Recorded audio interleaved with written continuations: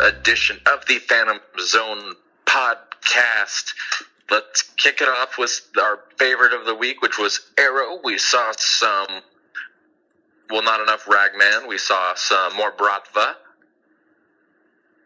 I can deal with the lack of Ragman because I got Dolph Lundgren. Yeah. That was pretty. That was pretty. The flashback's big bad. As the most Ivan Drago he can be. Yeah. I mean, what do you do here, Oliver Queen? He's just so charismatic. I fucking love Dolph Lundgren so much. And I didn't know he was going to be in this episode, and then I sat down and he pops up, and I lost my mind for 2 minutes. Yeah. It would be great if there's I'm pretty sure it could be pretty easy to make a tie between because he lost to Rocky, he had to change his name or change his identification. Oh yeah. And then he went inside the mob, the Russian mob. Alan, you don't know how happy you just made me. The idea that the CW universe and the Rocky universe exist in the same continuity. Oh, I'm so happy right now. That is I warms. wouldn't put this together, put a gun to my head. That was good. That feeling that I'm having, I think that's happiness. It's a good Guys, feeling. Okay. Guys, Arlen's feeling happy. Show's over forever. Goodbye. Yeah, everybody. the show's over. I mean, I think that was the goal, to bring me back to happiness. Yes, we brought Arlen's soul back to the brink of destruction. Good night, everybody, and good night forever. Yeah. But yeah, it was. Play us off. I liked it. You keep saying that Arrow's back, and I'm just and I'm starting to think that maybe you're right. Yeah, No, it's definitely worth watching. Yeah, this week, I think it convinced me. I've been on bated breath. I've been waiting to jump. I've been waiting to jump off the train tracks Jump off the cliff. Yeah, I've been waiting. I've been sitting there. You're waiting to push the same window that I pushed Gotham out of. Oh yeah, I've just been ooh, this could turn around on me. This could be it. This could be the moment. This could be the point where they just fuck me over again, and they haven't. I mean, here's the thing. I still know that I have to be a little tense, because I don't think Arrow Season 4 went bad till after the crossover. And the crossover is the episode after next. No, it is the exact next episode of Arrow. So there are particular season patterns that seem to follow from year to year. Yeah. Yeah. And Arrow Season 3. Also, I don't think that got bad till after Ra's al Ghul killed Oliver. I thought it was actually pretty good up until then. That's the moment in the show where everybody's when I first started getting Arrow, everyone's like, you'll like Arrow, and then you'll wonder how someone could possibly fuck up Ra's al Ghul. Yep. But, so yeah, I think it's really good. I thought, Dolph Lundgren was really, really cool. I thought Vigilante was cool, but it was,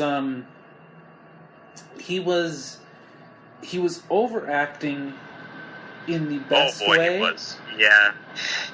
But it helps that you couldn't see his face, so it kind of made up for the fact that he was this, It was very Power Ranger-y. Yes. Power Ranger-y. Yes, definitely. Lots of you saw the face at the end of the episode. No, shush. Lots of hand movements and head bobs. Oh, yeah. I mean, he's kind of like a PS1 video game villain. Just it's first of all, every PS1 character ever, especially the Resident Evil hand wavy talking. Yes. It's so much that, and even his costume, it's so monochromatic. His costume is silly as fuck, but I love it. He looks like Snake Eyes from G.I. Joe. Oh, yeah. I mean, he also reminded me of Joseph Gordon-Levitt at the end of that movie, where he just goes full on camp and just chews on the screen that you are watching. And that's what this guy did. And it was, I really liked it. I really enjoyed it. This is the dumb fun that Arrow should be. And I hope it continues. Can I say I'm not exactly a fan that brought this up, only because I have no idea where it's going? Yeah. I don't see an end game to this. Like, I at this point, like, I feel like flashbacks tend to bust up the pace of the show sometimes. Yeah. I guess. Like... And the only reason I got into this one because I was like, oh, fuck, Dolph Lundgren. And then, like, I don't know, like, the past few, I'm like, I don't care about Stephen Amell in a bad wig. Yeah, that's something that's bothersome. And I don't know... Something that is pointed out to me constantly is, wait, didn't he have a beard at the first season? Like, how is he going to get a beard by then? My assumption has been he's going to time travel 5 years, and at some point he's going to travel to the future, and then he's going to grow a beard. But that's my own personal pet theory. Yeah, I don't know. The flashbacks to me, they're better than the previous seasons, so I'm fine with them. Like, you know, as long as they have and like if the rest of the show going forward is the pattern of like present day flashbacks, I just have to wonder, like, okay, where do these flashbacks like lead up to? Yeah, and that is the thing. The best ones, they tie into the season. Like season 3's flashbacks, they had nothing to do with anything. It's just that at the end they suddenly introduce this virus so you can set it up for later. And when Ra's al Ghul says, "Remember the virus that killed all of Tokyo," and it's like, what? That wasn't forced at all. Everyone's like, no. And I don't even remember the tie for last season. Was it like Damien Dark's magic or whatever, and that Colonel what's-his-face? Or I don't remember. Yeah. Like, it was just so badly done. There was a guy on the island who was getting relics to become powerful to rule over all these other people that were on the island with him that they were bringing in to find a relic. Yeah, and it was just so obvious that at the end they were reusing the same set. They were just reusing the same exact cave set because they couldn't afford to buy a new one or redesign it in some way. Caves are expensive. You can't just go around finding caves. Yeah. I mean, there might be bears in those. Well, don't they all shoot up in all those Vancouver? Yeah. Yeah, I don't know if Vancouver's a very cavey place. Yeah. I guess you're right. It's so, more waterfowl. About Vigilante, though, his suit. I'm looking at a cover of Vigilante 17 that Alan Moore worked on. This is an actual character of the comics? I thought he was made for the show. I know anything about this dude. This is the one that was created for New Vigilante. Oh yeah, he's been around forever. No, there have been different versions of him. Google. Oh, this is because one I remember of those, doing ski goggles. This is one of those fake face types. Sorry. Yeah, that's Adrian Chase, the one that was created by Marv Wolfman and George Perez. Sorry, I just the first thing that popped up was this goof from the DC animated universe with 2 cowboy revolvers and a red scarf over his face. Yeah, that's different. Greg Saunders. How did we get from that to this? I don't. Oh wait, never mind. Okay, I see more things. Wow, he looks like a skier. Yeah, that's what I said. I remember the dude in ski goggles. Huh. Here's the thing. I was going around thinking that they were doing the cowboy vigilante this entire time before this episode.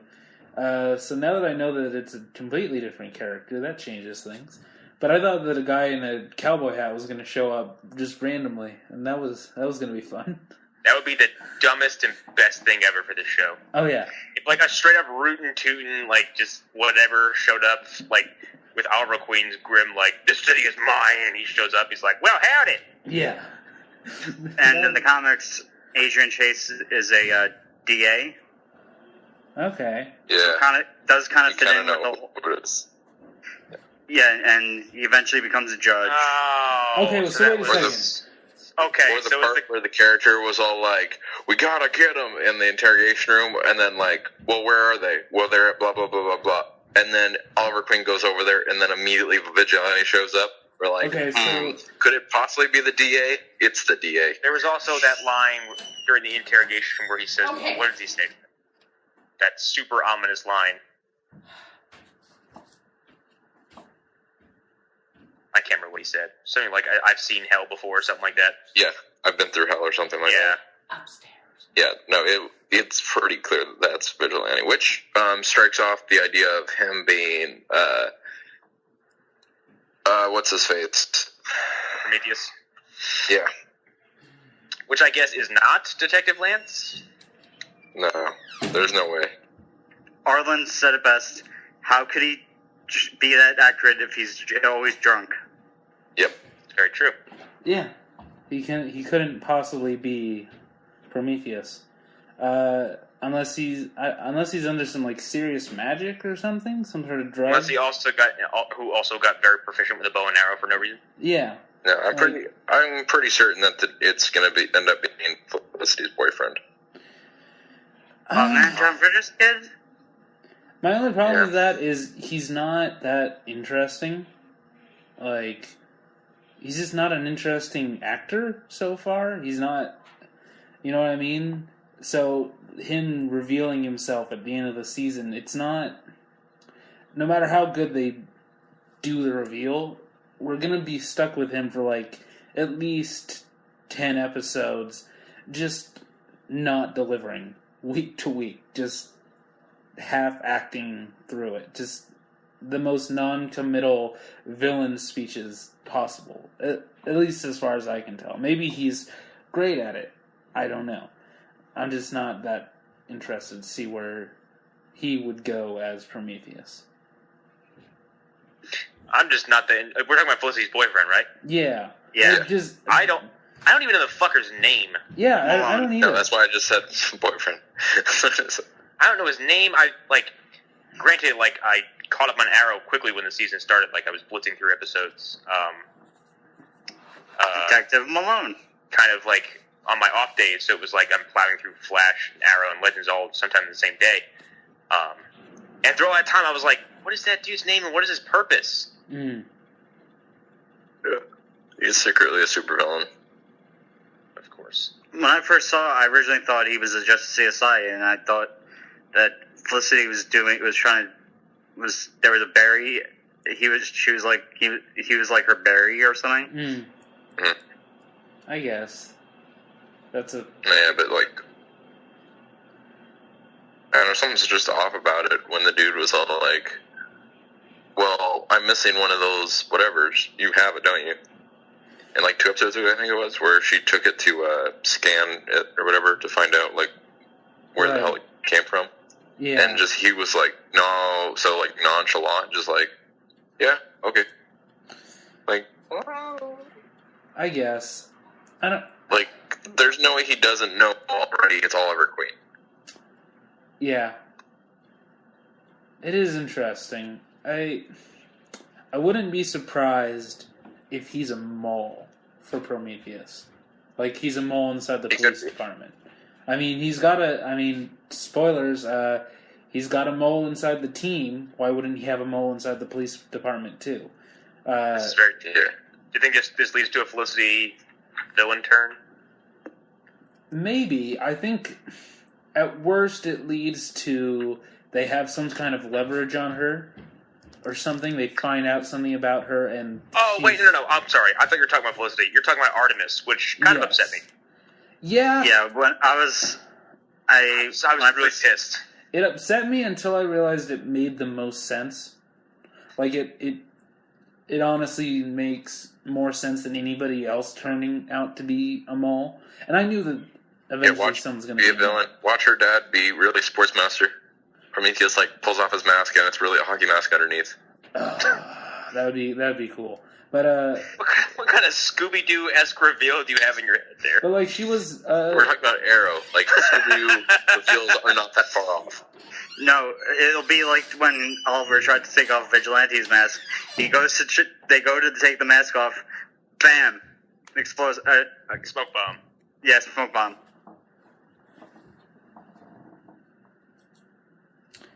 Turns out Prometheus is really pulls mask off. Sportsmaster. No, it's Old Man Withers. It's always been Old Man Withers. Then they pull the Old Man Withers mask off, and it's Sportsmaster. I would love Then it. they pull that one off. And it's And Malcolm it's Hitler. And it's red herring. Okay, that's the And it's Zack Snyder. That is the deepest cut Scooby reference I'm willing to make. Let's move on. Yeah. Okay. So I feel like we've covered most of Arrow, but like any other last thoughts on Arrow before? They better get this Prometheus reveal out of the way soon because I'm getting a little impatient with it. Yeah. Yeah. Same with Flash. These I feel like they're starting to fall into like Legends. We get the villain up front. We know who it is. Don't we even get that with Supergirl? Like we see our villain's face. We know who they are. Blah blah. Right. Flash and Arrow seem to be doing this thing where it's like, but the villain is who for like an entire season. Yeah, I feel like it's partially because that's what they have been doing. Like it was a reveal when the mayoral candidate was Brother Blood, and it was a reveal when the man behind him is Slade, and it's sort of just become this thing that I think it's a pattern they've settled into, and it's a really easy pattern to settle into. Yeah. I feel like it worked better in regards to Flash. It worked better with Harrison Wells because you got his reveal in episode 9, and then it went throughout the entire season. And like with Zoom, you didn't get that till later in the season. And now we're 7 episodes into Green Arrow, and we don't have any idea who Prometheus is. Right, and by then, so if we use our season 2 analogy, by then I think we did know who Brother Blood was, or we had an idea. And I feel like knowing that he has a mole is equivalent to that. This is our version of finding out Brother Blood is a villain. So I guess in a way it does follow that format. Do you think we're going to get the reveal for Prometheus before the crossover or after?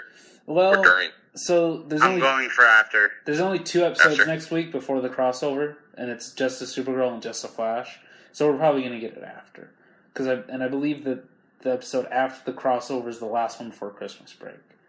So we'll either get a reveal or we'll get a fake out. Well, one or the other. They did say that.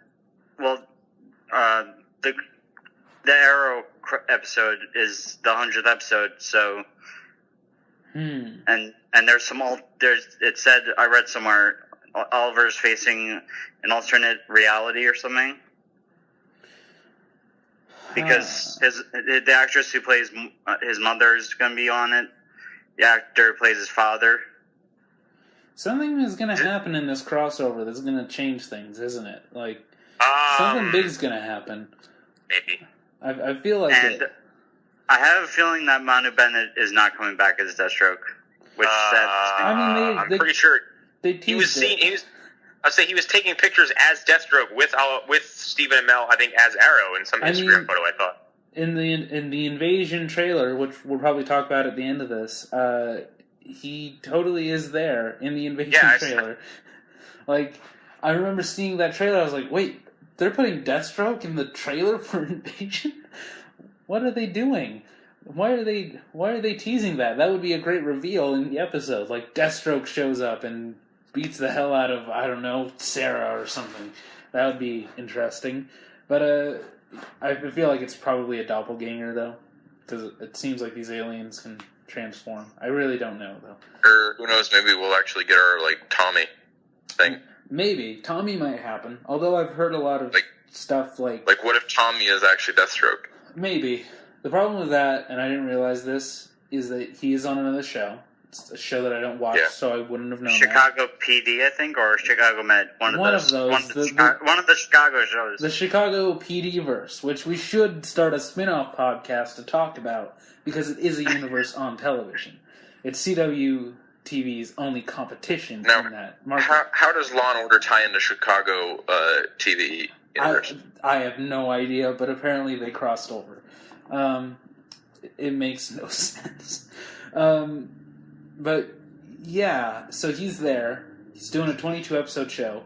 Doing one 22-episode show was impossible. Doing even 5 episodes of Arrow at the end of the season for him would be impossible. Especially if that show is actually shooting in Chicago and he's shooting in Vancouver. It would be hell. So unless they're saving the Prometheus reveal for, the last episode, there's no way he's Tommy. No God, way. that would drive me nuts. And I really hope that they do it before then. The theory that I've heard more recently, and this is not my theory, is that Prometheus is Walter from season 1. Season 1 to season 2. Colin's semen hasn't been seen since, season 3 or something? It's either the beginning of season 2 or the beginning of season 3. One of those. And he hasn't been seen since then. He's black. Prometheus, based off the fact that he's voiced by Michael Dorn, is black. You can have a scary voice. Tony Todd voiced Zoom, and I know.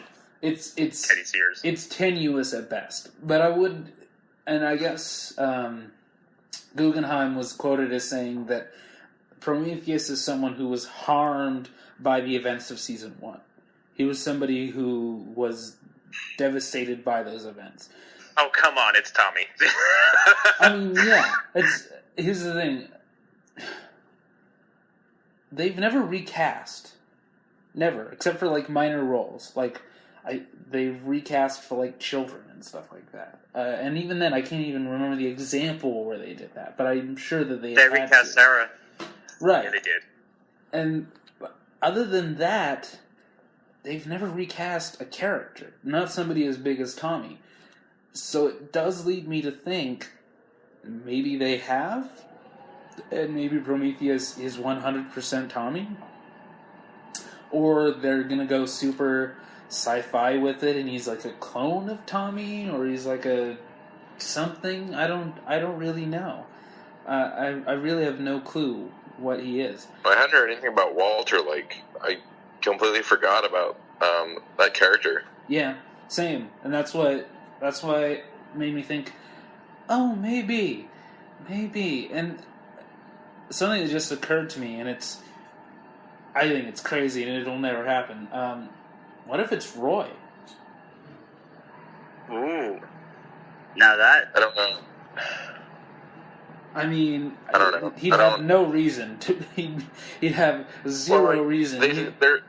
I'd be kind of pissed because they're setting it up oh, this guy's been following him around for 4 years collecting his old used arrows and this and that, and I'm like, Yeah, it's just Roy. And also, it would be kind of lame because they did do that last season, having them think he was a villain for a whole episode. That's probably one of the best episodes of last season, if I had to think about it. So it would be lame if they did that, but it would also be surprising. So I don't know. My thing with Prometheus, whoever it is, there better be a damn good reason why they're proficient with a bow and arrow. Right. And Tommy is, isn't he Malcolm's son? Yeah, he's Malcolm's son. Okay, so that makes sense. Yeah. Roy makes sense, bow and arrow. It also explains, it kind of explains why Artemis is the mole, too. Yeah. Anyone related to, any of these, arrow-slinging villains, which Malcolm's the only one, isn't he? Yeah. Yeah, so there's got to be a reason for the blatant doppelgangery nature of it. So, when you guys answer a question for me, I blanked out on Arrow near the end of last season. What happened with Malcolm in Monument Point?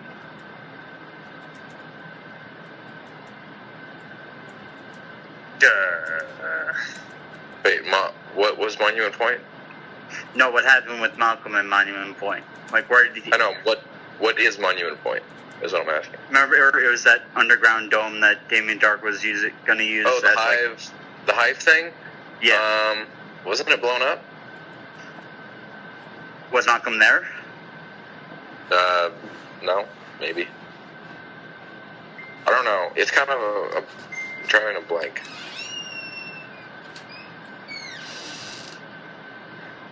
Anyway, anybody have some extra thoughts on Arrow? I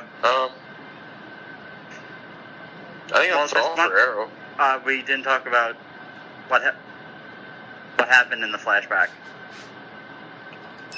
I just remember Dolph Lundgren. Everything else is a blur. Like I said, I'm not terribly interested in the Broadway stuff. He said that it was about a matter of perspective. Oh, he was basically giving an example as to whether the Bratva and then the other, I guess, Russian mob, like, the Bratva are telling Oliver Queen, like, what their belief is rather than the other side of the story, as it were. So he's trying to talk Oliver into, like, believing that they aren't that bad. Yeah, and they also mentioned the guy that Oliver killed and whose neck he snapped, the guy whose neck got snapped in the prison scene early on in the season, and how the Bratva took over that his territory. Yeah. I just remember the ending with Dolph Lundgren punching the ever-living shit out of Oliver. Yeah, because Dolph Lundgren got fucking stabbed in the hand. Oh, that's right. He did stab him.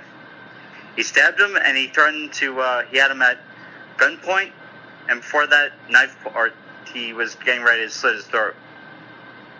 Oh, fun. But I think we've pretty much covered all of Arrow. Yeah. Okay. But still, let's move on to I forget. Supergirl. Supergirl. Talking about the show. Parasite on the first, like, live action, like, whatever. Yeah, I don't remember any of this episode until that fight sequence. the episode opens in the Arctic. One of the Ethan from Lost. I mean, that's the only thing I've ever seen him in. And he's related to Tom Cruise somehow. Wait, what? I know. They find they're researching climate change or global warming, and they find a wolf in the ice, frozen in the ice, and they get it out, or they thaw it out. And there's a Thing moment. Yep. Yeah. Where Ethan puts his arm in, makes an incision, puts his arm in, and something grabs onto him. Yeah. It's basically Paris. He delivers. They find out the dog is still, or not the dog, the wolf is still warm, and says, "What could survive the ice?" And he says, "Besides a disease, nothing." Yeah, it's pretty good. And then it cuts back to Kara and Monel, I think. Yeah, I don't remember any of this except for drinking. Parasite looking fucking rad. Yeah. God, much, it's cool. Much better. Good. When much better than fucking Red Tornado? Yeah. No. I was gonna say much better. There were him and Livewire were the one of the two were like the two biggies to come off the Superman animated series. And frankly, Parasite is a much better character. Even though he's Parasite. Yeah, even though he's just there even though he's just a sponge for energy. And I have to say that the makeup they did on Kara and or on Melissa Benoist and David Harewood, that was scary. Yeah, it reminded me of what's the one with the space vampires, Connor? Life Force. It reminded me of that one. Well, oh god. Yeah, it reminded me of Life Force. I don't think I've seen Life Force since I was like 10 years old. Don't ask me why I was watching Life Force at 10 years old, okay? I had that must have been a formative unrestricted experience. access. Look, I had unsupervised access to a local video store where I just grabbed every horror movie I could, and no one ever asked me if I did. Hey, no judgment, no judgment. It also reminded me of the. A little bit of judgment for me, but whatever. You hush. It reminded me of last season or 2 seasons ago on Arrow when they brought back Sarah, the way her corpse looked. Mm. It was that level of creepy. That was a nasty visual. Yeah. That whole. And then I instantly thought of the meme where it's a picture. It's her corpse. Here, have a Snickers, and she's doing the handgun motion from the thing from the Legends of Tomorrow trailer. Mm. I don't think I've ever seen that one. It's worth seeing. I like the design of Parasite in this, like, because last time I saw him was in DC Universe Online, and he's kind of like just like Purple? yeah, he's he looks like Grimace.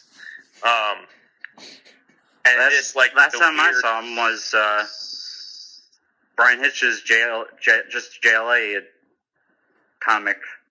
Last time I saw him was the Superman animated series. And this, he looks like a big pink xenomorph from Alien. I thought it was really cool. Yep. Without the tail. He looked a little bit like Killer Croc in the face to me from the Yeah. Suicide Squad.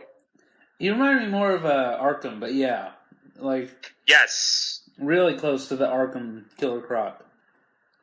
Just, at least in his body shape and all that. Yeah. Yeah. He was really interesting design. Yeah, I liked him. I don't know. There's lots of stuff I liked about this episode, I guess. Monel becomes a guy who beats a bookie's assistant. Yeah, he becomes an arm breaker. Yeah, Which that was so great. Yeah, he just the way that he just walks around all smiling and just not understanding why that's a bad thing. It's adorable, to say the least. I know we didn't get to talk about it, or did we talk about the episode where him and Tessmacher were about that line, do you have protection? And he's like, do you mean the sword? I don't know if we did. No, because that was last week. Yeah. And there's one Sorry thing... about that, everybody. We missed a week because we were too busy with the shenanigans. The words, the United States. Okay, we missed a week because the American people decided to elect a tangerine for president. That's besides the point. The annoying orange. The annoying orange is the proper term. Yeah. Let's just move past this. We can't. Yeah. This is a black hole. There is stuff from Supergirl last week that we should talk about. We should talk about the reveal that they did last week, but we can save that for a little bit later on in this episode. It's Supergirl. Yeah. Well, we're on Supergirl. What the fuck? How did we miss, like, the most, like, the beginning of this episode where it was, her, Alex coming out to Kara, about being gay. Like, That was... Oh, and Kara freaking out about it also? yeah, totally. We're just like, oh, okay. Yeah. You know, it's funny because they did this, yet they would not let Batwoman get married. Right. Yeah. Well, that's... I know what you mean. It's Different people. teams. Different people. CW, they've shown that they don't care. They have no problem with having gay... CW characters. as much as it's a double-edged sword for them, they do have their finger on the pulse of Yeah. kind of, culture, what's going on. I want to see Batwoman get married, goddammit. I mean... That's all I want. After you could send me off in the Viking ship and do the whole bow and arrow and light the boat on fire. Wait, are you saying Catwoman or Batwoman? Batwoman. Okay, because I kept hearing Catwoman, and I'm like... I Why does mistakenly Catwoman said... start? I almost said Catwoman, but I cut myself off and said Batwoman. Yeah. Okay. Yeah. So you weren't freaking out. I mean, it would I was be getting really interesting. confused, and I was like, did I miss an episode of Gotham where, like, Batwoman was introduced? You had to say the name of evil. Yeah, man, even I'm not watching that shit anymore. Yeah. I kicked it out of the same window Hunter did. No, you climbed back out of the window. I threw your ass out of because you learned your lesson. Yeah. Yeah, the whole Alex coming out thing, I thought that was handled well. I really can't remember. Monday feels really long ago for me. Yeah. I thought it was... Do you guys remember who it was in the group that called this? I mean, a lot of people call it. Because I remember, I don't remember who, but it was like, there's no, for some people were saying it was going to be Caitlyn. I mean, they did specifically say on the Supergirl show. I do remember that part. Does every show in this CW universe have a LGBT character now? Let me think. I think they do. Sarah's and Legends bi. Too. Who's on Arrow right now? That is. Oh wait, is there anyone on Arrow? Mr. Terrific is gay. Yeah. Okay, yeah. Then yeah. Who on the Flash though? Oh, Pied Piper. Yeah. Yeah, but he's not a regular. So there's no regular on the Flash who's gay. Which is. Sarah, we said technically, and then they had what was it? Obsidian. Obsidian. Yeah, I mean every other. Did you guys read the interview, like the interview they had on Comic Book Resources with Lance Henriksen? No, he said it was like a dream come true, being able to he said in his words, be in a comic book. I mean, that makes me very happy. Lance Henriksen being happy by osmosis makes me happy. So good on him. We'll get to that when we get to Legends, though. Well, that was last we got Iron Captain America. Oh yeah. Steel. Yeah. Hey, another Steel. Yeah, but still okay. So Supergirl. Let's talk about Jimmy. Do we have to? Unfortunately, that's part of the I job. We do have to. I just brought up Guardian. Yeah, we had to talk about him. I mean, his suit looks like... He looks like Diggle. I mean, his suit looks like if Diggle's suit had more armor. Like... Is that armor? Because it looks like it's a fur coat. That's a pretty fitting description. I mean, it's not... I really don't care. Like, he's... I mean, it's... Okay, when did Jimmy Olsen become such a proficient fighter? I mean, okay, so I believe him taking self-defense classes, I guess. Yeah, he took it at the Y. Like, I believe him being fit and probably being able to hold his own in a bar fight. Yeah, I mean, he looks like it. Like, I think I mentioned a few weeks ago, like, I like this new casting of Jimmy Olsen as, like, a tall, handsome, kind of a tough-looking dude. Yeah. Well, let's not forget that Henry James Olsen from Smallville, there was an episode where he was like a secret agent. I remember that. Yeah, I remember something else like that, but he got shot in the head 5 seconds later. Yeah. Ugh, I remember. Yeah, it makes sense to me. Jimmy he was a nerd, he was picked on a lot, he was smaller than a lot of people. He probably started working out, going to, like, MMA classes maybe, but, like, that doesn't qualify you to fight crime. Like... Also, doesn't qualify you to fight fucking life force sucking aliens, too. Right, like, this is... The real big problem with this is, it's the exact same thing they did with Laurel in Arrow Season 3. Almost identical. I mean, Laurel took boxing lessons for 6 months, so that's far worse. And was trained by Ted Grant. Right, but they were 6 months, and they were boxing lessons. And that was the extent of it. Didn't use a staff But she chose to use a baton. Right, because that's smart. Not that those aren't efficient weapons; they actually kind of are if you know how to use them properly. But still, like, okay, we're not going to review Arrow season 3 right now, but it's the same thing. It's the same idea, and I don't understand why they're doing this.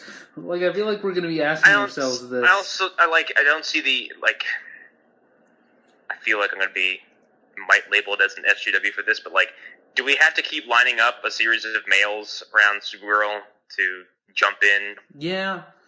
Well, also, there's the thing of, like, at some point, he's going to have her save the day for him. Like, he's going to be in trouble. Yeah. And he's really going to be in trouble. And the only person that's going to be able to save her is Supergirl. And we're not going to like the character as much at all. Like, what made him likable is that he was charming, that he was smart, and that he was really good at, like, giving advice. Like, that's what he should do. And also, not every character needs to have a costume. I was about to say, not everyone needs to be a fucking part of the team. Right, like Lois Lane has... Well, okay, I shouldn't say never. Lois Lane doesn't need a costume. She didn't need a costume. She put on a fucking robot batsuit and kicked fucking Eradicator's ass. So. But for the majority of her time in comics... Yeah. What? You didn't read that? What did you just say? Dude, you didn't read that? She did Superman Rebirth. That explains why. I mean, and now she is... And she's also Red Tornado in our Earth 2 society. Well, okay. But yeah, now she's Superwoman, right? Yeah. And now she has superpowers. Like, but she didn't need them. Like, for so long, she did not need to be a superhero. And she's one of the greatest characters in the history of the DC Universe. Period. Like, without having a lot of Superman knowledge under my belt and not being a huge fan of his books, I know that she is one of the best characters in the history of DC. Yeah, no, I'm the same. I'm not a big Superman reader, which is actually one of the reasons why I think me bringing up Superman Rebirth is interesting, because I've been reading all of Superman Rebirth, and I like it. But even in the comics, Lex Luthor's gonna be fucking Darkseid, I guess. So yeah, like, I don't know, you're right, not everyone, especially in these shows, needs to fucking don a costume and go fight crime and be part of the actual, like, comics, street team. I read, right before we did this, reread DC Rebirth, like, the whole 80-page giant. Yeah, and the special. Yeah, remember, and if you remember it, or read it, Grail, birthed Darkseid. So technically he's back, but he's a kid. Interesting. Yeah, I don't know. I'm not like this is his first appearance, right? As Guardian. Yeah. Maybe he'll grow on us. I don't see it happening. Like, I really don't. I don't want to see him every episode. I can tell you that much. I mean, I'll see Jimmy, but I don't want to see him in the Guardian costume every episode. Yeah, like, look, in All-Star Superman, in Grant Morrison's All-Star Superman, Jimmy got superpowers and almost destroyed the fucking city. Yeah. Like, I think therein lies the problem here, is that he doesn't have superpowers, and again, we just mentioned he walks up and engages in fisticuffs with an alien 3 times his size that can kill him by touching him. Yeah, and like the best thing he does is he throws a grenade as an opener, and after that he's out. And he has a Captain America vibranium shield. Yeah, he doesn't need to, So I have another question. It's more of, is it just me? Whenever I see Mon-El, I just keep thinking of Falk Henschel from, aka Hawkman from Legends Season 1. I can see where you'd get that, because he's a handsome white guy, and they tend to all look alike. Now, Alan, I would get that comparison a little more if he was stabbed at least 4 times. Right. and a really, really bad actor. Just bad at everything, just constantly getting bamboozled and stabbed in the chest. Yeah, I mean, he looks like he should be modeling watches. He doesn't look like he should be on a TV set. Well, he got his ass kicked by Captain America. Yeah. Yeah. Anybody else about Supergirl? Well, we had Mon-El take on Grimace as well. Yeah, and that was actually pretty good. I love the way he just doesn't want to do it, even up to the point where he does actually attack. He's just is so like, am I really doing this? Am I really here right now? I did like that. Like I said, he just nonchalantly rips a sign in the ground, just chucks it at him. Here. Yeah, it was really good. He was really good in this episode. He is becoming like top 3 Supergirl characters, like other than Kara. Like everybody else sort of has like a scale, and he's approaching like that inner sanctum of favorite Supergirl characters. So yeah, it's interesting. Also, I have to unleash the internet comic nerd. That amount of people that they can't defeat Parasite like that. Yeah, they need it. That, and when I mentioned him in last time seeing him in JLA by Brian Hitch, don't read it.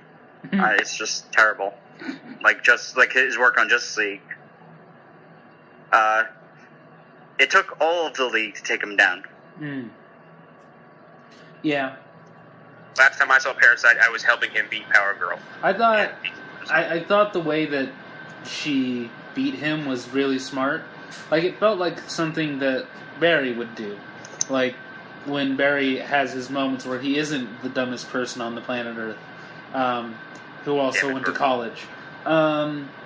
Somehow. But yeah, like, I thought that was a really inventive way to beat him. It's not hard to predict, but it was really well done. The build up to her basically overcharging him, as it were. But yeah, I like that. I don't really have any other thoughts on Supergirl. We also had another villain get just destroyed. Yeah, but completely eradicated. Yeah. Yeah. With this kind of villain, I feel like I was wrong when I compared it to Flash Season 1. It was more like Flash Season 2 with the Breachers from Earth 2. Yeah. Very, very similar. Okay, I don't think we have any final thoughts on Supergirl, so let's move on to Legends of Tomorrow. Yeah, quickly becoming one of my favorite weekly shows. It just even if everyone in the show is awkward and weird and nerdy, they're so amusing. Yeah, Nate and what's his face, Roy, not Roy, Ray. Ray. I'm having a big brain fart. Ray Palmer. There we go. You just forgot a former Superman. That's fine. You forgot the man who was chosen by Christopher Reeve's widow to play Superman. Look, we all forget about that movie anyway. Anytime Nate I will never forget about that movie. Well, yeah. I'm sorry.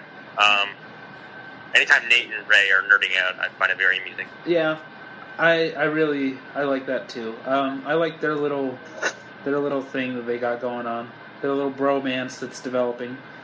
It's nice. I like Nate half of the time, I'm finding. Is anybody else getting something similar to that? Like, they are risking overusing him as far as his powers. Let's have him turn to steel and do something cool. I'm like, okay, he earned it last week or the week before when he blew a bunch of zombies. Like, okay, if he does something after he stops a fucking train, like we're approaching, critical mass here. It's getting a little bit irritating.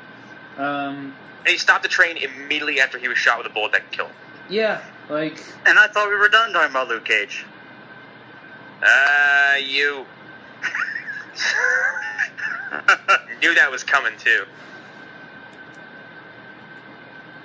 But I like Jonah Hex is back. I like him, even if he overacts like there's no tomorrow. Yeah, he was really good. I thought he was better last time, personally, but I still thought it was really well done. This episode it had him. It was basically, this is what the Jonah Hex movie from like 7 years ago should have been. Right. Alan, every time you mention one of these movies I want to forget about, I just want to just climb through the internet in the walls, just like reach through and box your ears or something. I mean, eventually we're gonna have to do it. We're gonna have to watch it. Let's hope Hunter. That if Hunter gets here, just don't tell him, because I know he won't make us watch it. I think at this point it's pretty safe he's not coming in. He might come in for the Flash, but yeah, I thought Jonah Hex was really good in this episode. I thought, I'm sort of getting tired of this, but I understand why they have to do it. Everybody reacting to Sarah being the leader in every single episode. That is also slightly bothersome. I don't know how many more jokes of like, your leader's a woman I can take. Yeah, like, I mean, I love everything with Mick and Turnbull, though. Yeah. Oh yeah. That was really great. I love him and Amaya. Here's the thing. They have replaced Kendra and what the fuck ever his Hawkman. name is. Or Carter. I don't care. Or if you're Gardner Fox, Qatar. The level of no fucks I give about Hawkman they're just so high. But they replaced him with two better characters, I would say. Now they will never replace Leonard Snart, because you just can't. You can't replace them. Completely irreplaceable. But they have found new fill-in characters who play really well with the other actors in every scene. Like, every single time that they pair off two people, I always enjoy their chemistry. There isn't a pairing that I've seen so far this season that makes me say, maybe don't ever write a scene for them again. All I want is more. Like, I want more of Amaya and Ray, which is something that, I might not have said, because Ray and Kendra last season became very annoying because I did not believe for 1 second that they were in love with each other. Also, we got another lost actor, a lost alumni, Jeff Fahey playing General Turnbull. Oh, was that Jeff Fahey? I did not. Yeah. I was wondering who that was the whole time. That was Lawnmower Man's Jeff Fahey. God damn it! Yeah. I have to watch that tonight. It was Deep cut. God damn it! Oh man, I am one of the few people in the world who actually like that movie. Probably only a few people that saw it. Hey, everyone saw Lawnmower Man that year. If you want to see Jeff Fahey give like a legitimately good performance, if you've never seen it, I'm not asking you to watch the entire show, but you probably should. Justified? Yes, he's in the last season, the last few episodes, and he's just perfect. I hear his name pop up from here and then, but then all I can think of is him with that lawnmower as Job. I'm gonna have fun tonight. Just laugh to myself. And to also bring it even wider, he was on an episode of Chuck with Smallville and former Green Arrow Justin Hartley. What are you with this 7 degrees of CW, man? What is this? Yeah, I guess Alan is a living IMDb. Did you know that he was? Where the hell were we? Oh, character pairings. I was going to say, Amaya has been part of lots of my favorite character moments this season so far, especially with Jackson. Mm-hmm. I mean, Vixen overall in this universe is they just kill it. They just knock it out of the park. I think she's a better Vixen than the first Vixen, almost. And, you mean her granddaughter? Yeah. Well, the first, yeah. For us, she is the first Vixen that we have met. So, first. Yeah. I like her a lot. She's like really strong in this role, and really believable, which is important. It's good to have people on the, like, I think the Voices of Reasons now are basically have gone past Stein, who seemed to be the only one, and Rip, who would be rational for a moment. Yeah. Because even Sarah's had to be talked down this season, and I think Amaya has been kind of one of the more sane minds that are on the team. Right. Are we going to talk about the weirdness that was going on with Martin? Well, I wanted to say one last thing about Amaya, but and it is interesting because Amaya is from a different era, she can play that I'm more mature thing, and we believe it. Like, because she is from this era that was just in general more adult and more She's grown from up. She's from an era that was shit. Like, right. She's from an era where you had to grow up really fast. So it really works that she has as much intelligence and believable intelligence as Martin. And it really works well. But Alan, what were you directing us towards? Martin, right? Martin the pulled Barry Allen. The Martin stuff is weird, and I kind of had an idea of what it was. I cannot remember what other example I can think of where they use time travel like that, where you start remembering things differently. But it was something that it's sticking out to me. Time Traveler's Life? Doctor Who? No, has Doctor Who ever done that, where people start remembering things completely differently? I was going to say Looper, but no. Like, I know Fringe never really did time travel. I want to say it was Fringe, though. I mean, they did time travel, but they didn't... It was never, like, a thing. I'm trying to think. There was a show I know that used time travel that way. It is very Flashpointy, and more comic book Flashpointy. Yes. I guess that would be our context. We did sort of see a similar version of this earlier on with Barry sort of losing his... Starting to lose his memory. He was losing his memories, and I think in the comic book version of Flashpoint, he... the same thing happened. I think he was retaining and gaining it. I think he was losing and gaining at the same time, wasn't he? Yeah. Yeah. Wow. But yeah, it's interesting. Martin is sort of starting to remember this person who he's never actually seen before, and I thought it was really well done. But I am theorizing that his younger self continued to be a selfish shit and messed up his future marriage. Yeah, I think so too. I think he just had affair? Yeah, he just had an ongoing affair for a long time. That's heavy. I am interested to see where this goes, because this could either go really sour or this could be really interesting. I'm very unsure. But part of me says, are they trying to set us up for something? And that's what would really scare me. Like, if they're trying to set us up for, like, he has a child who is somehow able to be a firestorm or something, that would really bug me. If they did that, I'd stop watching. Like, if they were trying to set up, like, a villain, it would really, really bug me. Also, it would just be them stealing from Doctor Who even more blatantly than they have before. Just 100% season 6. And just let's just take the best season of Doctor Who and just copy it completely. So we still don't know what the hell Barry Allen's message is. Yeah. Team.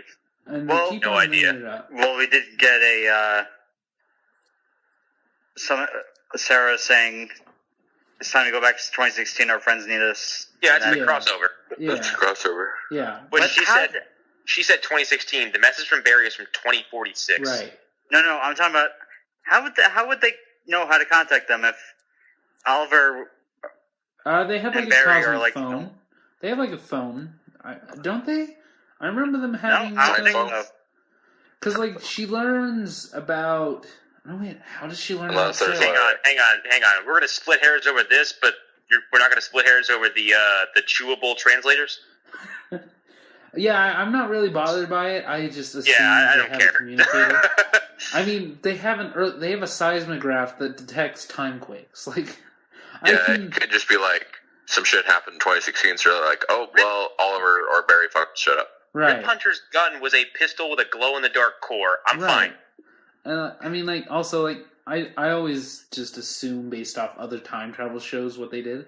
Maybe they left, like, a carving in a rock saying, legends help us or something. Like, you don't know. Pulled a Bender from Futurama and just waited somewhere. Yeah, like, that would make Oh, man, now I'm What thinking took you so long? Or they got Not thinking about his dog, what happened with his dog. Yeah.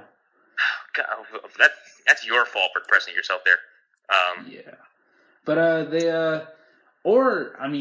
like I said, they have a seismograph that detects timequakes. They probably detected an alien invasion happening on Earth that wasn't supposed to happen.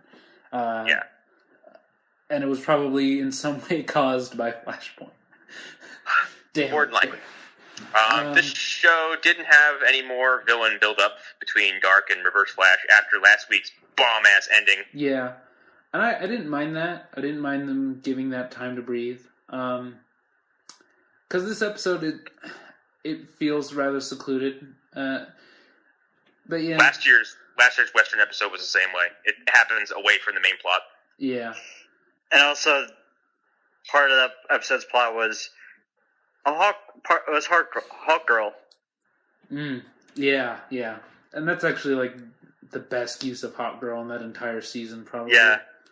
Like, and it's because they have a better actress, frankly, playing the role. Talking to the younger version of her. Yeah. And this has me worried about Justice League because Ray Fisher, who's playing Cyborg, like Ciara Renee, they both mainly did theater.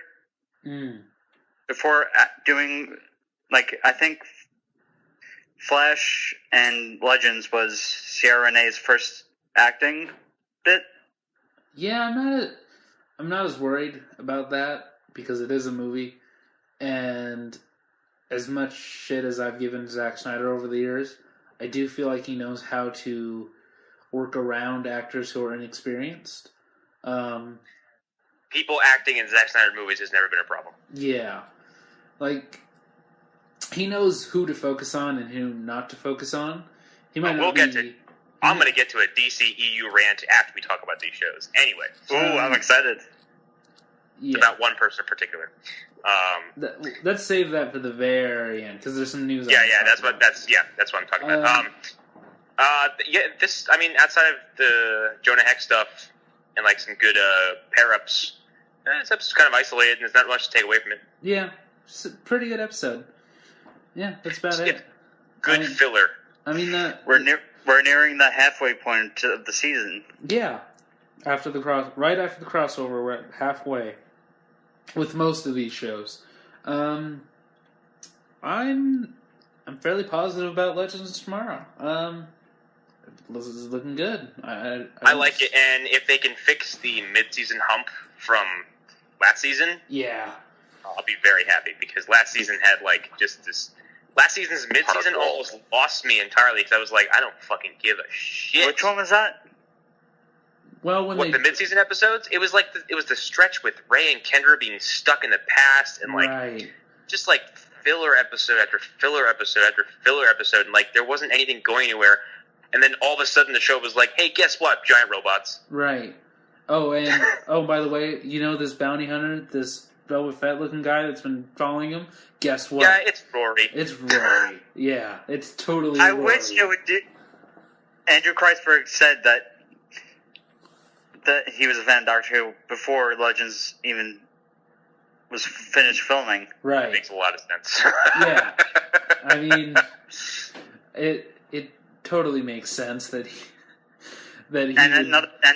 another reason, that another proof piece of evidence that they're fans of Doctor Who was casting Alex Kingston and John Barrowman. I mean, that was so obvious. I mean, and that actually, Arrow season 1, when I was still dubious, that brought me into the fold a little bit more. That helped, because I was so in love with season 6 of Doctor Who at that point. Indeed, I am too. moving on to Flash, or anything else anything to say about Legends? Yeah, any final thoughts on Legends? Citizen Steel's outfit looks cool. Yeah, it is really cool. It looks it reminded me for some reason of Captain America Alec Ross cover. I was gonna say Captain Britain. Oh yeah. No. It is very, very similar. No. What do you mean no? No. What? You're talking about League of Extraordinary fucking Gentlemen again? No, I think we're talking about the Captain America character, Captain Britain. And it is very similar. I see it. I definitely see You mean Union Jack? No, there's a character named Captain Britain. Yeah, Union Jack. Okay, he might be called Union Jack also. He has also been called Captain Britain. I'm looking at a Wikipedia entry for Captain Britain with his fucking picture on it, Chris. We are not getting fucking anal about this shit. Stop it. Yeah. Anal is my middle name. Yeah, I bet it is. I had a point What I and wanted I to say completely was, forgot You're it. gonna stand on that one. You're gonna let that one stand there. Adam got his mojo back. What? Oh, what? The Dwarf Star alloy. Oh yeah. So here's the thing. As he said, he has enough to make 20 Atom suits. I want him to be I able. think he meant Adam like ADAM, like Adam ATOM. Here we go. Yeah, here's the thing. I want him to be able to shrink again. I don't necessarily want him to be knockoff Iron Man again. Anybody else feeling that? Yeah, he hasn't really done anything besides just like use his suit to be a walking projectile dispenser. Yeah, like he doesn't need to do Am that. I the only one that wants to see Ryan Joy come in and take his place? I mean, no, please bring him around the phone. Let him have this. I like this whole idea of he's the guy who's smart and he uses intelligence, but giving him the ability to shrink still would be cool. So I would like them to give him the shrinking ability back and just depend on that. Like, there's no reason why that can't be an interesting thing. The Ant-Man film and his appearance in Civil War has shown us that. That might be what's scaring him away. Yeah, but here's the thing, like, you're just taking two characters and mixing them together, and he's redundant. I'm sorry, like, you only need It's funny because, like, the shrinking and the giant thing is interesting. Yeah. Even if it is the same thing as another character, and they fall back on him being like Iron Man, which is the same situation, but it's less interesting. Yeah, it's just we only need one Iron Man. But yeah, it's enough for everyone. Yeah, like just give him the ability to shrink. Like a shrinking doctor who knows a lot about science. That's a helpful thing to have. Yeah, I don't know. Give him like maybe he can teleport also or something. I don't know. Give him some other ability similar to shrinking, and he's fine. But yeah, again, you only need one flyy guy. You only need one guy who can shoot projectiles and can zoom all over the place. All right, moving on to Flash. Yeah, let's move to Flash. Yay! Savitar! Looks like Megatron, and I'm totally okay with it. Yeah, I don't care about this episode. As I said before we started recording, I showed a picture of Savitar that I saved from a Google image search to the proprietor of Molecule Comic Shop. He said, "That's not Savitar." Yeah, well, Zoom wasn't exactly Zoom, so that guy can kiss my ass. Yeah. They turned Zoom into Jason Voorhees. I can deal with Michael Bay Transformers Savitar because it is a design that flies in the face of everything on the show, and it's visually distinctive, and I like it. Yeah, I like the Also, design. I realized why they couldn't pull. There's a reason they couldn't do. The comics. The comics version of Savitar Looks goofy as fuck. Because he looks like a Flash Gordon character. Yeah, he looks dumb as hell. Yeah. Hey, I mean, he looks. Nothing against Flash Gordon characters, but he looks fucking ridiculous. No, but Savitar like even as far as like early as Flash Rebirth, like when he shows up to die in 90 seconds, he looks like something out of an era that doesn't exist anymore. Yeah. His design is archaic. Yeah, like Freddie Mercury would dress up like him on stage. Which again, He's wearing not a bad thing. He's wearing the old '70s Luke Cage helmet with fucking wings. Like, yeah, like it's good. It's fine. great for a glam metal band. And if you are a literal god of speed, I don't want you to look like a human. I want you to look like something I can't understand. Right. Also, we need a glam metal band named Savitar. I mean, if that doesn't exist, we should start it. I'm gonna find out right now. Me too. Yeah, like that does sound really good. I would listen to all the albums. But yeah, I thought Savitar was cool. It's the rest of the episode that I didn't like, mostly because I do not remember what happened. All I know is that there was a shadow, and there was a movie screening of The Shining that was interrupted, which sounds terrible. The Shade is the most disposable monster of the week this show has ever had. Yeah. Ever. In all seasons present so far, no villain has done less than Shade has. Right. Even Everyman was more effective. And I looked him up, and I remembered who the character was supposed to be. I was like, oh, yeah, that was terrible. Like, he kills one guy, and then his second appearance in the episode is immediately taken care of. And like, I think at some point Barry even says, like, "What do you mean? We got rid of that guy. Now we can focus on bigger things." Yeah, like. Okay, there is a song called "The Throne of Savitar." There's a book called Savitar. That's cool. There's an iPad app called Prison Break. Okay. Wait, what does that have to do with anything? Savitar must translate to Prison Break in some way, or Savitar must be a level. Captain Cold is somehow Savitar. I mean, maybe. It works because he appeared in the season. Yeah. But yeah, Savitar was cool, though. Like, again, everything else... Can somebody, like, tell me what happened? Like, I do have notes. Caitlin Snow reveals to the team that she's got ice powers. Right. Cisco reveals it. Yeah, that's true. And then everyone's supportive, obviously, and she's reluctant because she's afraid of turning to Killer Frost, which all evidence leads to her totally turning to Killer Frost. Okay. Yeah. Joe went on a date with that lady. I did like that. My notes are telling me that I really like that. Show up. Yeah. And HR was incredibly annoying, like he does best. Yeah. He somehow turned himself into a different person for like 10 seconds. I thought that was cool. I like how he shows up, has this cool gadget that does something that like they totally don't have in that Earth after everyone gave him shit for being a fucking hack. Yeah. I like the fact that he wanted to make himself the face of Star Labs, like, and it's like you tell him that it's like, you can't even go outside, dude. You'll get arrested. Yeah. Which is the first time they've actually confronted that problem with having another Harrison Wells on that Earth, where it's like, dude, you can't leave this building. Yeah, it makes it really weird that the last Harrison Wells went to Big Belly Burger like every other day. You mean Harry?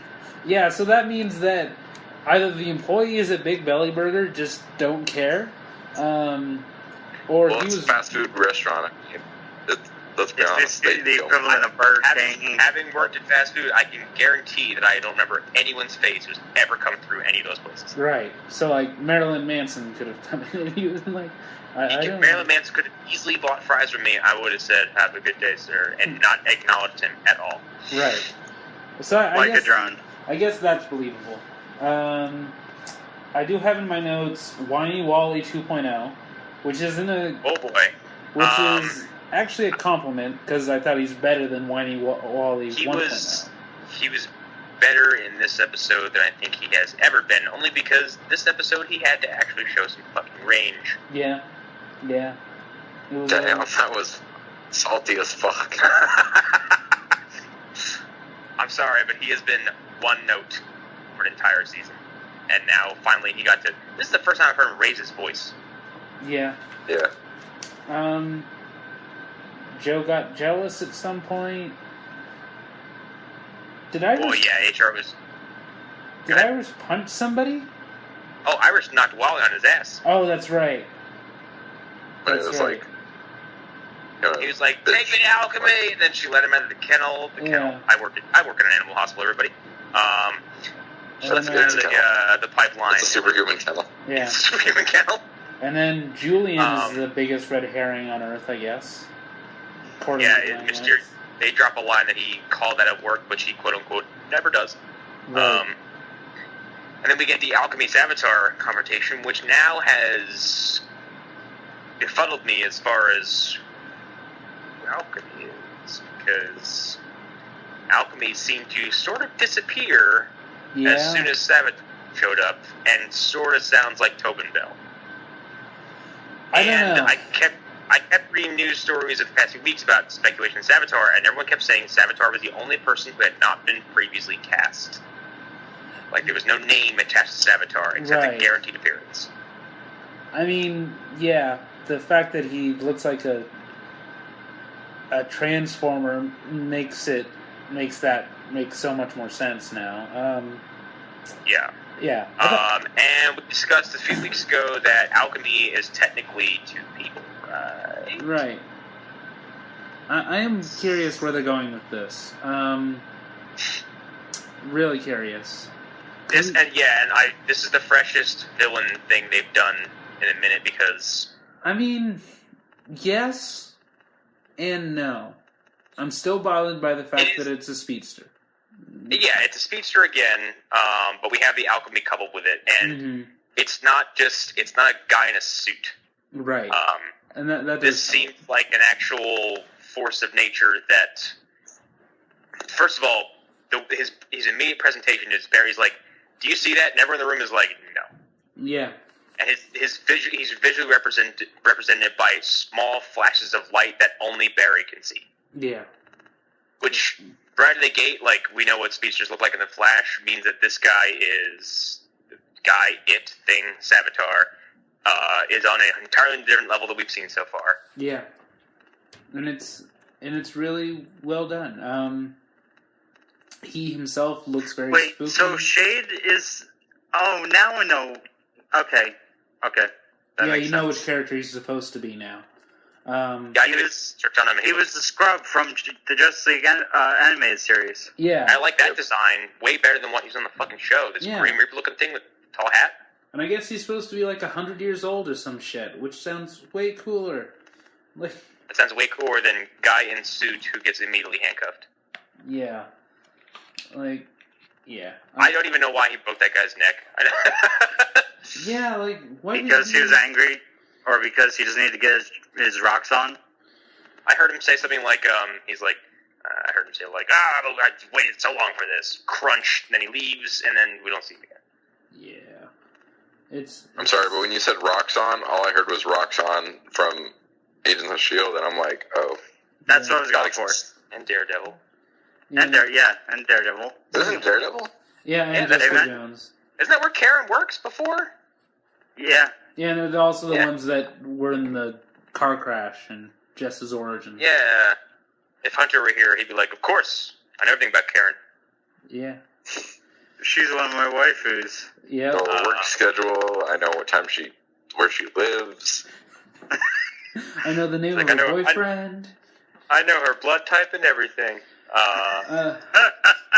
I guess there wasn't much to talk about here except for Savitar and speculation as to where this is going, which I think is the most interesting part of the episode. This episode's kind of a two-parter, so it's harder to talk about. They usually don't have endings that, like, they don't do this.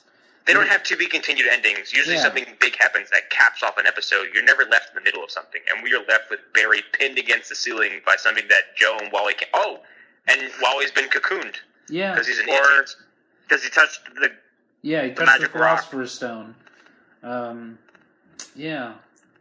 Because it's interesting. Because Wally is stubborn and doesn't listen to anybody, even after he concedes the fact that he should be used as bait for alchemy. Yeah, and that he shouldn't listen to him. And then he's like, nah. The beginning of next episode will be him talking at Barry and saying, "Resistance is futile." God damn it. Yeah. I don't know. I don't care about this episode. Does anybody have a final thought about this episode? I mean, like you said, like nothing happens really, except for the Caitlin Frost, the Caitlin Snow stuff is interesting because I like Caitlin. This is a concern I have to voice. I really, really hope that this Killer Frost arc does not end with her departure from the show. Me too. Yeah. Like, I don't want her to die. I don't want her to leave. Like, I'm kind of upset that they're doing this in the first place because they got to have their cake and eat it too with season 2 and Earth 2. They got to have Caitlin Snow and Killer Frost, and now they're combining them. And I don't know. Yeah. I don't want another one of Team Flash to be seen as a villain. I'm not a fan of it either. And it kind of goes back. The only upside is that Kevin Smith is directing the Killer Frost episode, which could lead to some damn good television. Yeah, good. Yeah, it'll be interesting. Yeah, I'm not. So even though I do like Cisco as vibe, it goes back to our Guardian thing. I don't think everybody needs to have powers. Like, I was fine that at the beginning of this show, when I looked it up, and I was like, oh, okay, so that's Killer Frost, and he's vibe. I wonder if they're ever actually going to give them powers. I knew that they were eventually going to give at least one of them powers, and I was okay with that. Well, even Barry makes a comment. I think he's like, yeah, it seems like the only person now who's not bothered that she doesn't have powers is Iris. Yeah, and like, I mean, we say this, but like, next season she'll show up and she'll have lightning powers or some bullshit. No, she'll be the new what's her name? Damn it. From Flash Rebirth, Mina. I can't remember her speedster name. Oh, I know. Yeah. Yeah. I mean, I'm blanking on it too, and I should know this stuff. Yeah, it was mentioned once, and I can't remember what it was. Yeah. When they were all talking about speedster nicknames. But yeah, they will probably make her a speedster at some point. And they'll make Joe Godspeed. And it'll be like Smallville when they made Lana superpowered, and they'll realize, oh, that was a really bad idea. We should undo that immediately. And they did. Actually, it would surprise me by the end of the season if Julian becomes Godspeed, which would be really cool. And I'm dreaming a little big for that, but it would make sense. Yeah, I mean, that would Most of Barry works in the Force. That would be interesting. But then same problem, another speedster. Yeah, I don't mind if they take some time off and like season 5 or 6, Eobard Thawne is the big bad again. That's fine. Oh, I unquestionably, this show is going to come full circle and have Eobard Thawne be the big bad at least one more time. Yeah, that's fine. He's Eobard Thawne. He's pre-set up. We get it. But like that, and like this, I think the CW producers have said like they fucking love Reverse Flash, and they have no intention of getting rid of him anytime soon, which is good for me. Yeah. But like, here's the thing: next season, no more speedster villain. Sorry, like you've used up all your speedster cards. I get it. This is different. They still have Johnny Quick. Stop. Yeah, you can. Okay, you can have other speedsters. I'm not saying you can't show other speedsters. A speedster villain can only do so many things. The number of things that they can do that are interesting runs out at some point. Once Barry learns how to become faster than them, the show's over. Yeah. So you need to figure out who the other character in the large rogues gallery of Flash villains I'm looking, what's crazy is that I'm looking through a list, like I'm on a Flash Villains wiki, and like, damn, the amount of names they have just burned through at this point. Like, just like find someone who is interesting, who you think you can do a whole season. Borrow someone else's villain. Arrow has no problem with doing that. They just fucking ate Batman villains all the time. Right, because like there are no Arrow, and there's still a Flash villain too. Yeah, like, and they'll trade villains, and I'm fine with that. But like, Captain Boomerang. Like, if you wanted to do a whole season of Flash versus the military, I would be fine with that. I actually really liked that in the first season. It was really I'm looking at interesting. What is this? There's a version of Eradicator. I mean, I get it if they're saving Grodd, that's fine.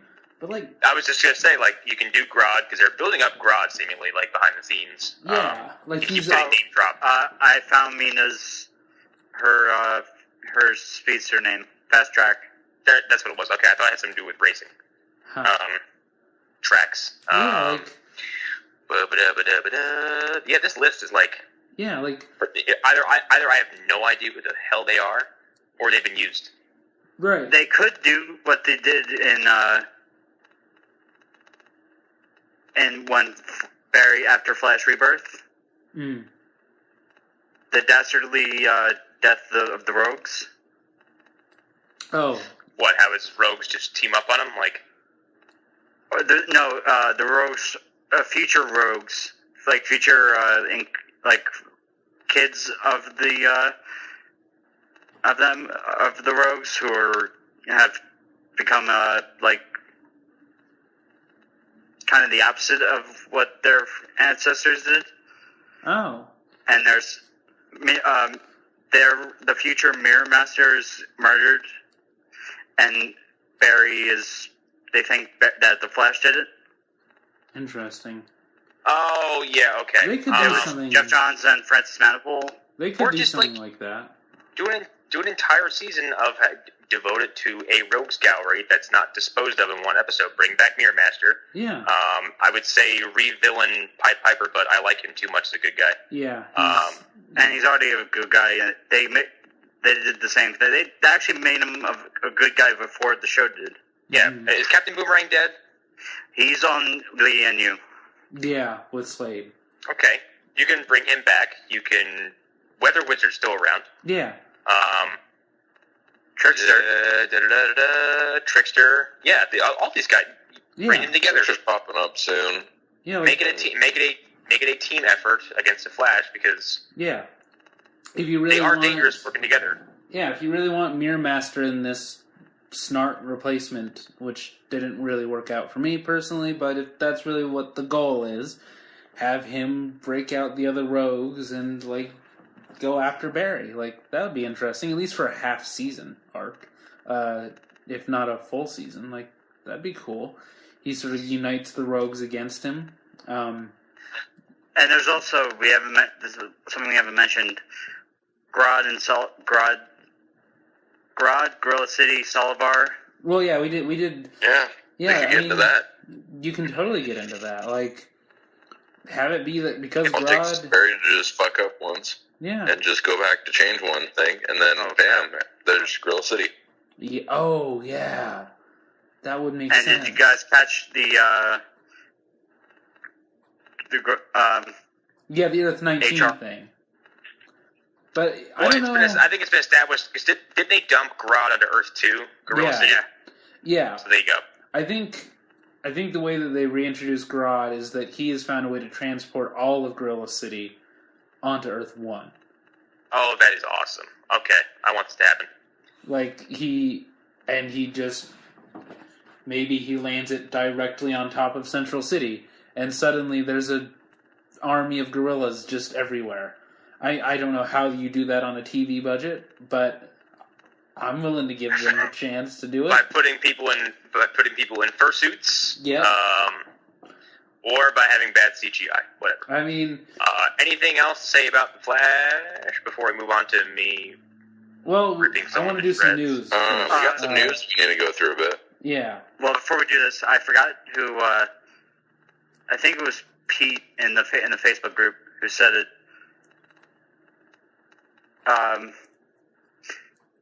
Something about we were talking. It was about the Green Lantern, the Boom Green Lantern, whatever, what the hell it is, crossover. The Planet of the Apes crossover? Yeah, Oh. and how dumb it is. Oh, with look. Tarzan? Is that what you're talking about? Wait, what? Because I know they're in the middle of a Tarzan Planet of the Apes crossover. Are you saying that they Yeah, just started a Green Lantern one? There's an incoming Green Lantern Planet of the Apes crossover. Oh, okay. Yeah, 'cause they did Green Lantern with Star Trek. Which makes perfect sense, but still silly. Yeah. Look. Most crossovers of this type Yeah. are super silly. I mean, the Like- least silly was Doctor Who and Star Trek. That was the least silly. I mean, it only Like, goes sillier. Batman is still teaming up with the Ninja Turtles. Okay, this is Right. forgivable. Is it Batman or is it Batman the animated series? That's Batman.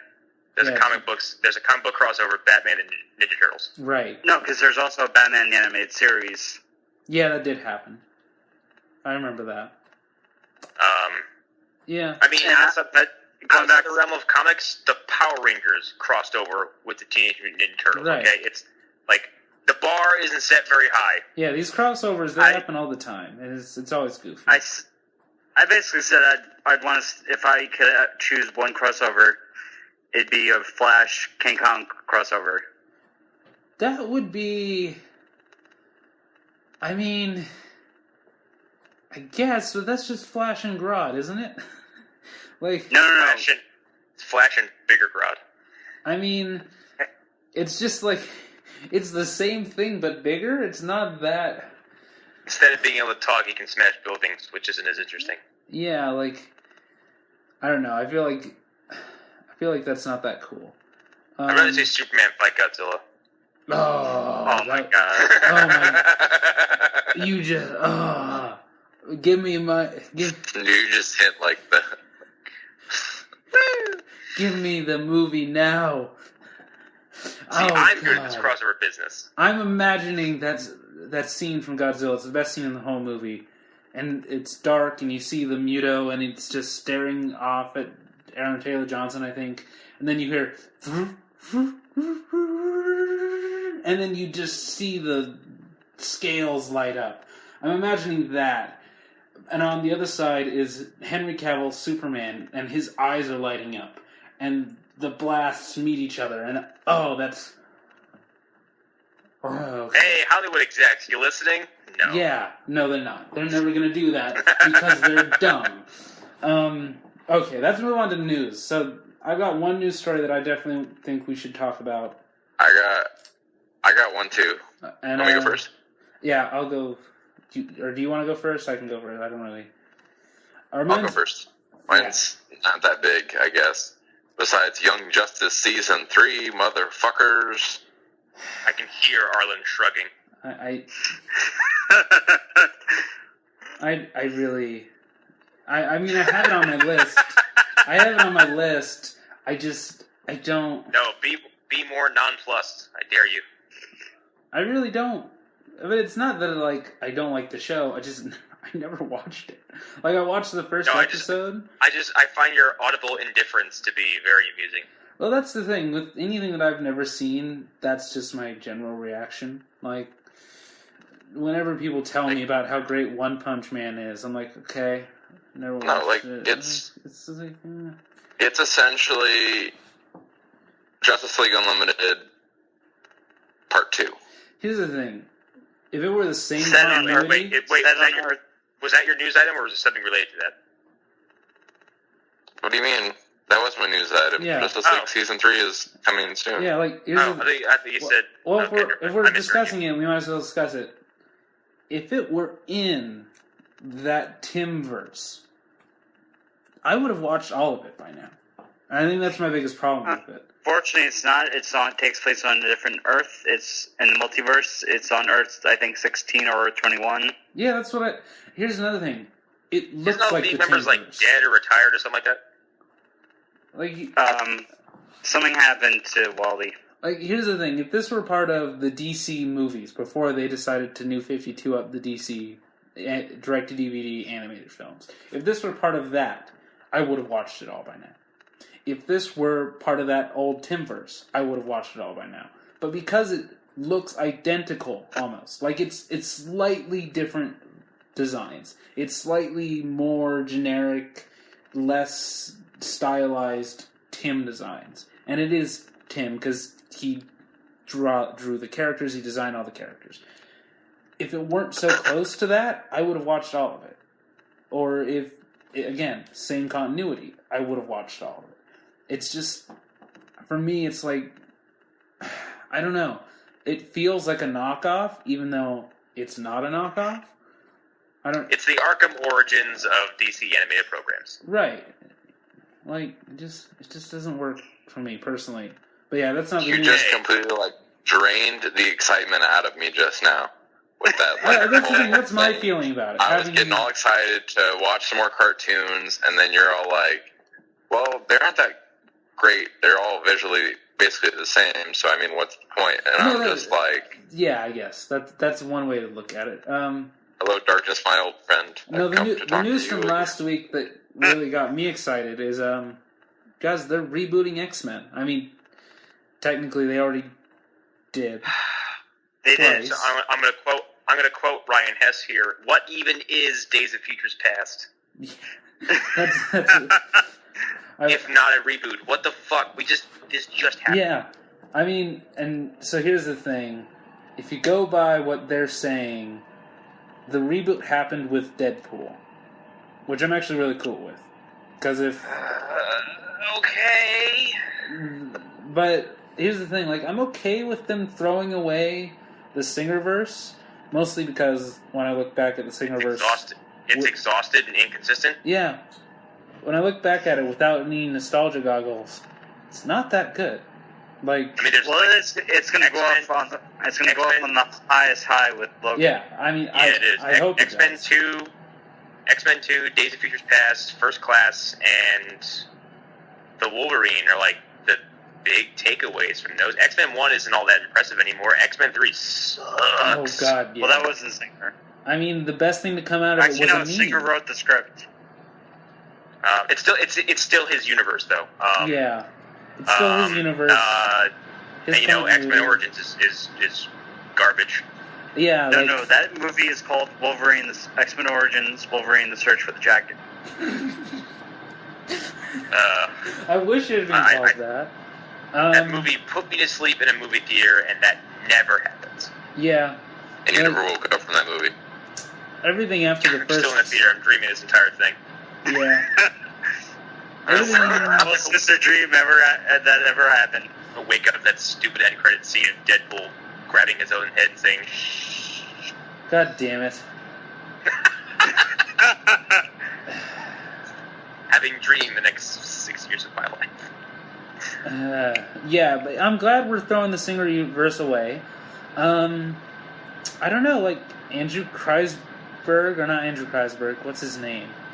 I'm Craig confused. Berlanti. No, Simon Simon Kinberg Kinberg. and Fox produced. Simon Kinberg. Oh. He's spearheading it. He's Feige-ing it, I guess, one might say. And I'm happy Yeah, about but it. Simon Kinberg also, he was involved with Apocalypse. Yeah, but here's the thing. He also did First Class and Days of Future Past. That's when he came out. They forgot about It's 2 for 3. Yeah, he's 2 Days for of 3. Future Past and First Class were Matthew Vaughn. Okay. No, he directed those. Yes, but No, he also Kinberg wrote- started he also wrote producing it. at First Class. That's when he started getting a producer's credit. And I think, other than Apocalypse, the movies have been getting better. And it's interesting because I thought First Class was a reboot. And I kind of wish it had been a reboot. Yeah, I thought it was like a retelling of. No, Yeah. it was really just an origin story. Yeah. Yeah. But there's several. There's, as all of these have, like, this is the most inconsistent cinematic universe I've ever seen. Right. There's holes everywhere. It's so messy. And it just... It's messy. Okay, let's assume Days of Futures Past hadn't happened up to that point, and Right. we're going with First Class as the prequel. Adamantium Bullet. See, you have even more inconsistencies with both origin stories, because what the hell was Cyclops doing with Emma Frost Yeah. at that facility if she was also somehow if she was also somehow an adult in First Class Yeah. Like... before X-Men Origins happened. The only explanation you can have is that there are 2 Emma Frosts. But here's the thing. That becomes the explanation for, I think, a total of 6 characters in this universe. I haven't counted them. But that is... Boulevard Trask? We saw Boulevard Trask before he played Peter Right. Dinklage, and he was tall and black. Explain that one to me. We've seen 2 different Toads. If you include Sabretooth, we've seen 2 different Sabretooths. We've seen 2 different Hanks. Characterized. We've seen two Sabretooths who were supposedly the same guy, completely different characterization. Right. Yeah. Leave Schreiber all day. Yeah. 2, hands down. I love Tyler Mane, but holy shit, Liev Schreiber's awesome. We've seen 2 Beasts. Part of me wishes that Kevin Nash played him, though. We've seen yeah, like it's crazy that we've seen two different versions of the same character multiple times in one universe. So I'm glad that they're throwing it out, I guess. Like, starting with the Deadpool universe, Negasonic Warhead's costume is cool. It's my favorite X-Men costume so far. She was my favorite. She's, I think, one of my favorite X-Men characters so far. She was on screen for like 6 minutes. Right. And I'm just saying, Paige and Sam Overpowered the group. Hell. Created by Grant Morrison. Yeah. Best Colossus I've ever seen in Yeah, any form. this new Colossus is awesome. Not the voice. Not the voice. I like the The voice voice is fine. quite a bit, actually. I like that he's a Russian He guy. sounded like a Russian gangster. It's a protein bar, good for bones. Yeah. He's He's supposed to be heavily Russian. yeah. Yeah. Yeah, I really I did like the scene where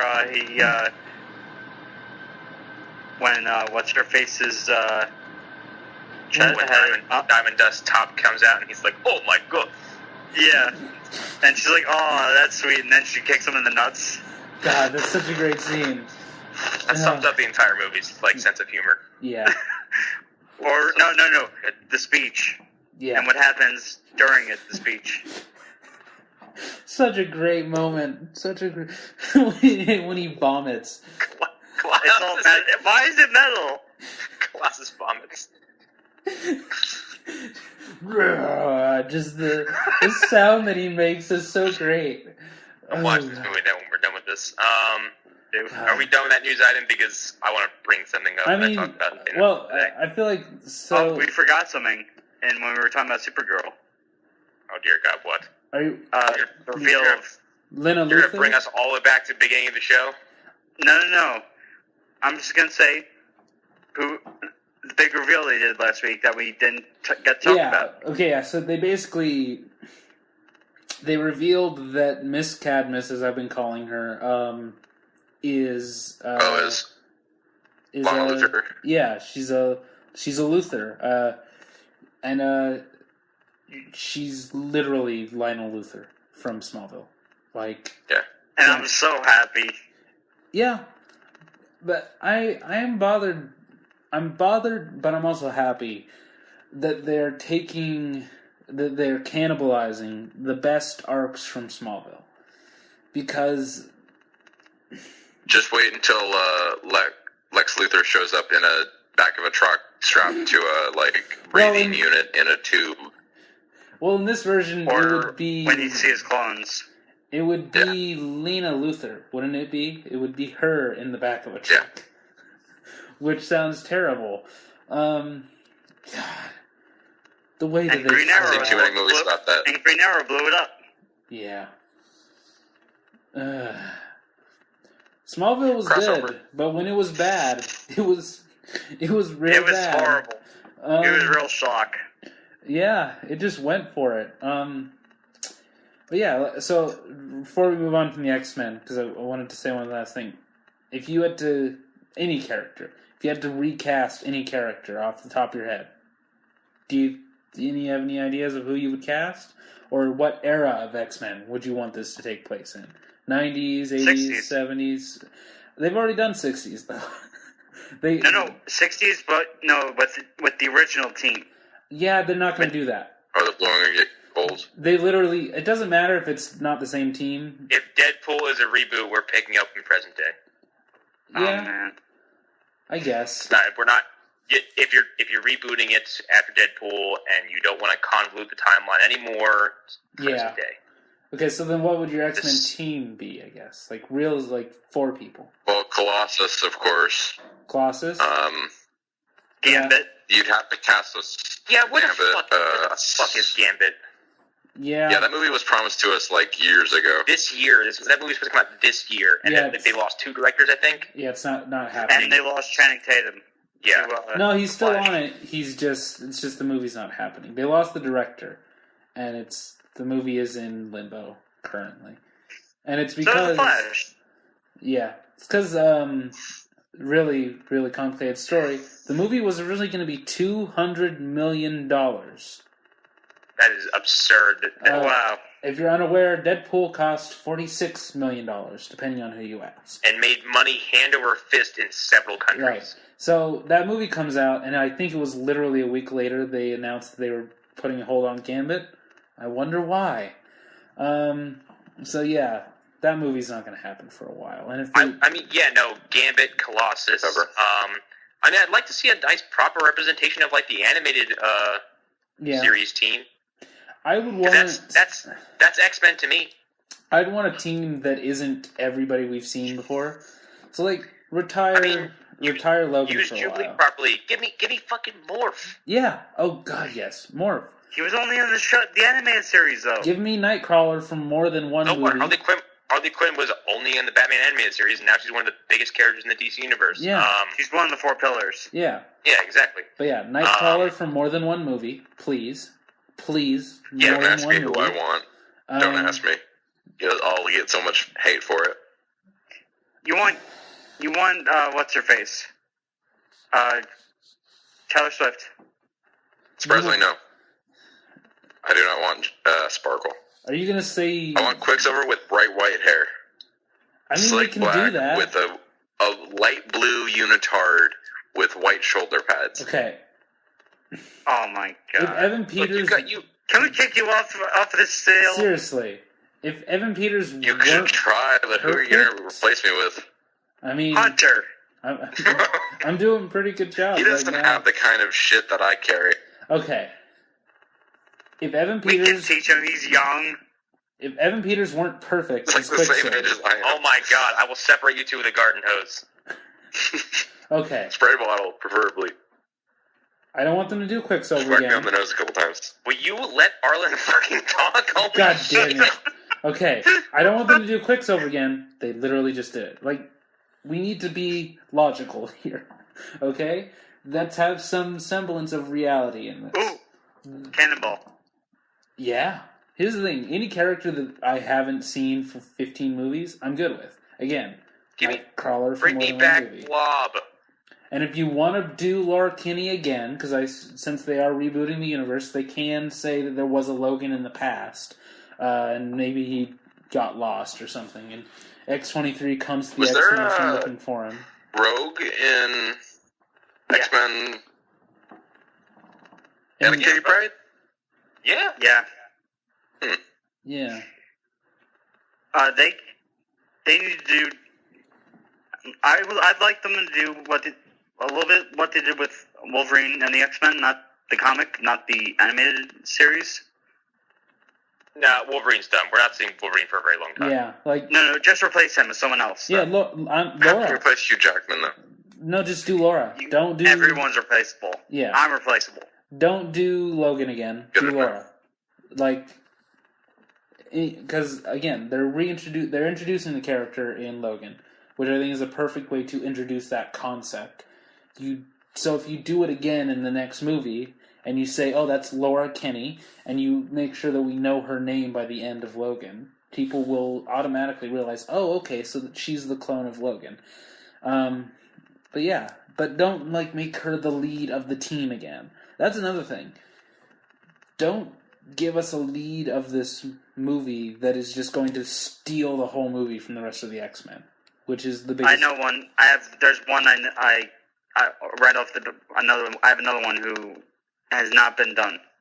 Okay. Magic. Oh. I was just looking at her picture. Ooh. I mean, yeah. Well, I mean, they could make Rogue a more useful member of the team instead of just sitting back looking scared all the time. I'd love that. Have Storm again. Don't make her Halle Berry. Yeah. They could also do triage. Also, I don't know. I want them to retire Professor X. For a while. Replace him with who, though? Well, no, Cyclops? just don't show him. Oh yeah, what a great suggestion that was. I don't want to see Cyclops ever again. Yeah, I don't know. Cyclops is an asshole. I would do Emma Frost as the leader of the X-Men. What about sold?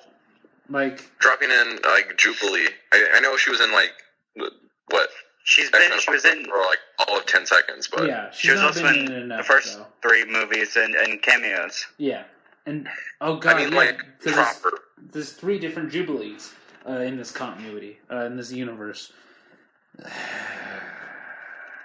You could say that they're all related, but Yeah. yeah. All right, can I get to my thing? Well, what was yours? My thing, okay. So I talked about this in the Phantom Zone group today and on my own personal Facebook page, and I want to have a public platform to do it on, like a show. I watched the extended scenes from Suicide Squad today. I know where you're going. This is some of the worst trite I have ever seen. And whoever was vocal enough to convince Warner Brothers, me included, to give us an extended cut should slap themselves in the face, which I will do once this show is over. Because if this is the full realization of Jared Leto's Joker, I don't want any more of it. It's terrible. It is really, really, really bad. Yeah. He is a mumbling, purring, over-the-top, hand-waving idiot. Yeah, it's pretty accurate. The motorcycle scene where they're delivering these shit lines and I thought you were going to say the motorcycle scene where they're delivering these pizzas. I wish they were delivering pizzas. That'd be more entertaining than what I saw. And the extended Arkham scene were enough to basically almost sour me on the entire movie, which I liked. And once I saw it in theaters, I was wondering why it was chopped to pieces. Now I know why. Yeah. I wish they could have, like, taken some of, like, the fan theories, one of mine included, which was Jared Leto's Joker ends up being Jason Todd. The dumbest thing ever that I hope now is true. Yeah. That would have been so great if they could have, like, nailed that in, Batman vs. Superman / Suicide Squad? Like, yeah, I didn't want that little, like, whatever is, like, on a freaking podium with a shining light and trumpets playing compared to what the Suicide Squad vision was with the extended cut that we watched. Like, yeah. Jesus Christ. What were they thinking? Like, I would take... The visual nod in Batman vs. Superman is a better representation of the Joker without having seen him than this method-acted bullshit. Yeah. Mm-hmm. It's just... I hate so much potential wandered. I really hate it. Like, I would love it if the next Batman movie opens up with this Joker tied to a chair. And the real Joker's there standing behind him. And he, like, shoots him in the back of the head. And just, like, with a real bullet. And levels the city. Yeah. It's Jack Nicholson. Said this is my town, boy. Not doing injustice. Stop it. And while watching this, I was like, okay, this is not present in the rest of the movie. In the rest of the movie, he's very subdued. He's barely present. And you really don't get an accurate representation of what his performance is supposed to be. And then I see this, and I'm like, this is the hype. This is all the talk. This is all the news, the headlines that about Jared Leto's performance. This is it. Yeah. I mean, here's what. And they wanted a whole movie dedicated to him. Yeah. And I said today, I was talking to someone today. Can you imagine Ben Affleck's intense, dangerous, scary, physically threatening, like just totally imposing Batman, standing across from Jared Leto's just stupid face? No. That was a good Joker like you just did there. It does. It's better than Jared Leto's Joker. Why? Jared Leto's laugh isn't your laugh. Jared Leto goes, ah, and then kind of just trails off. That's it. There's no. It's. Yeah. I mean, There's nothing to it. It infuriated me watching this stuff. Okay, well, before Connor throws himself out the Suicide Squad window, let's wrap this up. Before I commit some Suicide Squad. Suicide jokes are not that great. Not good. Anyway, don't forget to join our Facebook group. The Phantom Zone should type it right up and should pop right up. As well as don't forget to email us questions to zonerspod@gmail.com. And don't forget, Union Jack and Captain Britain are basically the same character. Till then, Excelsior. My God.